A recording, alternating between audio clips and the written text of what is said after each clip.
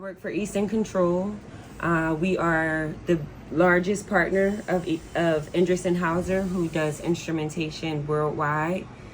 So we're their Eastern partner for Hauser.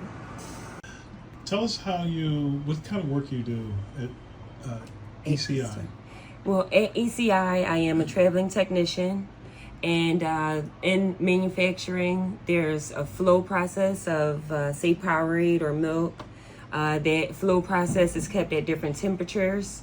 It's kept in tanks, and we want to know what level there is in the tank because we don't want to run too low and we don't want to overfill. And their tanks are also pressurized.